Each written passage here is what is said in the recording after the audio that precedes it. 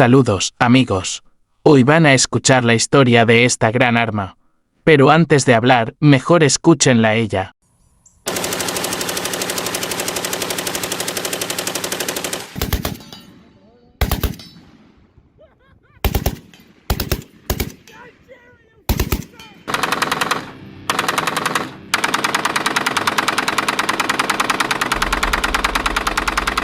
¿La oyeron?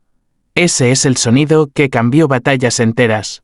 Y lo que viene no es la historia que ya conocen, sino la que muchos prefieren callar. La Browning M1919 nació de la mente de John Moses Browning, pero su legado va más allá de planos y metal. Imagina estar en Normandía, 1944, bajo fuego enemigo. Con solo su rugido como respuesta. Lo que pocos cuentan es que muchas M1919 salieron del taller con marcas secretas de inspectores que temían sabotaje nazi. Cada disparo era más que balas, era un pulso de confianza en manos de chicos de 18 años. Pocos saben que la M1919 fue la primera ametralladora americana que se adaptó a jeep, avión y tanque sin grandes cambios.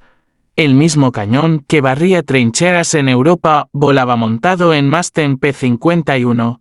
¿Qué significa esto? Que una sola arma podía estar en tierra, aire y mar. Fue la columna vertebral de un ejército móvil. Piensa que otra arma tuvo tantos rostros sin cambiar su esencia. Muchos soldados le daban nombre. Madus es famosa para la M2, pero la M1919 era Seth Chatterbox, un joven de Detroit, Alan Ree Whitley.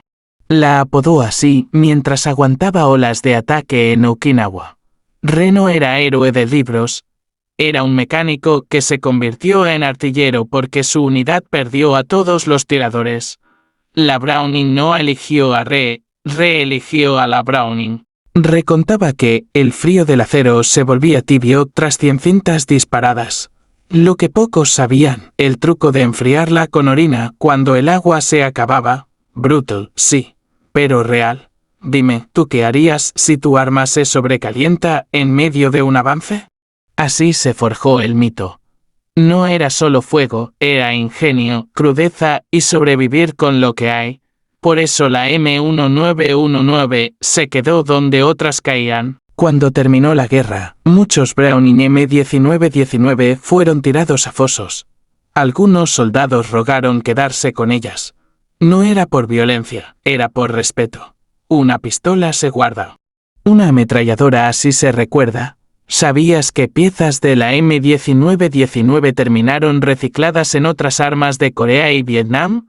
Como un cañón de hace 80 años puede seguir disparando hoy, te lo cuento. El secreto era el acero de Browning. El mecanizado era tan preciso que piezas intercambiables de 1942 se encajan con recámaras fabricadas en 1968. Muchos guerrilleros en Latinoamérica usaron Browning M1919 modificadas en pickups. Décadas después de ser declaradas obsoletas para la industria, eternas para quien pelea sin manuales. Piénsalo, cuánto dura el ingenio frente a la obsolescencia. Revolvió a Detroit, vivió 40 años más, nunca disparó otra arma. Pero en su garaje guardó un eslabón vacío de cinta, colgado en la pared como un trofeo silencioso. Cada 4 de julio, lo tomaba. Lo miraba y decía, ella me trajo de vuelta, eso no lo cuentan los libros. No es solo metal, es memoria viva. Y si una máquina habla, lo hace a través de quienes la usaron. Durante la Guerra de Corea, la M1919 se adaptó a posiciones de nieve extrema. Los ingenieros usaron grasa de avión para evitar que se congelara. Detalle curioso, algunos barriles se pintaron de blanco para camuflarse. Soldados decían que disparar la M1919 en nieve era como encender un dragón dormido. La nube de vapor del cañón delataba tu posición. ¿Disparar o esconderse? Tú eliges. Yo claro que si yo dispararía con esta bestia. En Vietnam, muchos pensaron que la M1919 ya era pieza de museo. Pero unidades especiales la usaron montada en botes patrulla del río Mekong. Era más confiable que armas más nuevas que se trababan por humedad. ¿Te imaginas? Un diseño de la Segunda Guerra Mundial defendiendo patrullas contra emboscadas en la selva 20 años después.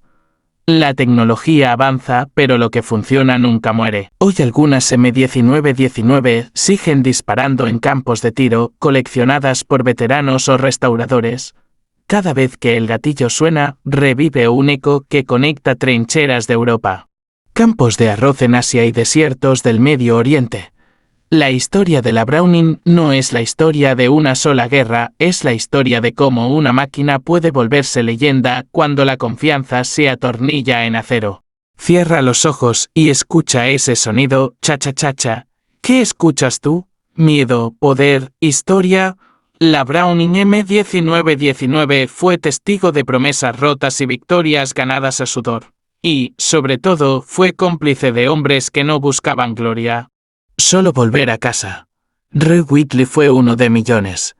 Tú ahora sabes algo que otros no contaron. Mientras en Vietnam retumbaba la jungla, la M19 se transformaba. Ingenieros de campo soldaban piezas, alargaban trípodes, la adaptaban a patrullas fluviales. Entre la humedad y el barro, ¿era la vieja confiable? Muchos marines bromeaban, si se moja. Sacúdela y sigue disparando. No había manual para el clima, pero sí para la fe en su fiabilidad. Y allí cada ráfaga era un eco del pasado. Pero no solo soldados la usaron. Hay fotos de campesinos en conflictos civiles de Asia y África improvisando Browning montadas en camionetas. Era la picadora de carne del pobre y del poderoso. La ONU confiscó cientos de Browning ilegales que seguían disparando 50 años después de su fabricación. ¿Qué arma sobrevive guerras, golpes de estado y tráfico de piezas? Pocas. Muy pocas. Muchos museos lucen la M1919 brillante, pulida, con placas doradas. Pero los verdaderos guardianes de su historia son quienes tienen aún fragmentos, un casquillo, una cinta de eslabones, una manivela. Esos recuerdos silenciosos gritan más que cualquier exposición. Un abuelo mostrando un casquillo a su nieto, diciendo, esto me dio la vida y me la pudo quitar. ¿Qué más necesita una leyenda? En la actualidad, algunos restauradores la usan en campos de tiro. Dicen que su sonido es hipnótico, cha-cha-cha-cha, un rugido metálico que te conecta con trincheras, jeep, tanques Sherman y Mustang P-51. Hay quienes pagan $1 por poseer una. No por dispararla, sino por sostener un trozo de historia que aún vibra, que aún impone respeto. Un rugido que la modernidad no ha podido callar. Pero, ¿por qué se ganó el apodo de la picadora de carne? Porque no perdonaba. Detrás de cada línea enemiga, su fuego barría hombres, trincheras, ilusiones. Ametralladoras hay muchas. Pero pocas convirtieron campos abiertos en zonas imposibles de cruzar. Esa fama brutal forjó respeto y horror. La Browning no pide permiso, la Browning deja su firma en pólvora y acero caliente. Recuerda a Ray Whitley, aquel mecánico de Detroit convertido en artillero en Okinawa. Su nieto aún guarda el eslabón vacío colgado en la pared. Cada generación tiene su forma de recordar. Algunos queman banderas. Otros queman gasolina para verlas brillar en ferias de coleccionistas. Pero lo que todos comparten es lo mismo, respeto. No por la violencia, sino por la historia que carga cada disparo. Muchos preguntan, ¿por qué contar esta historia? Porque detrás de cada arma hay manos, historias, decisiones y silencios. La Browning no es solo fuego y metal. Es un símbolo de cómo la humanidad fabrica monstruos de acero. Sin embargo, los carga con humanidad. Por eso, hoy su eco no solo ruge en museos. Ruge en la memoria de quienes creen que las historias vivas valen más que el hierro oxidado. Así que la próxima vez que escuches su nombre, imagina su cañón al rojo vivo, el humo, el estruendo, el temblor del suelo. Imagina a Ray Amiles como él, cruzando playas, selvas, desiertos. Agarrados a una franja de acero que prometía vida y muerte a la vez. Y pregúntate, ¿qué hace legendaria a una máquina? No es solo la sangre, es la voluntad de volver a casa.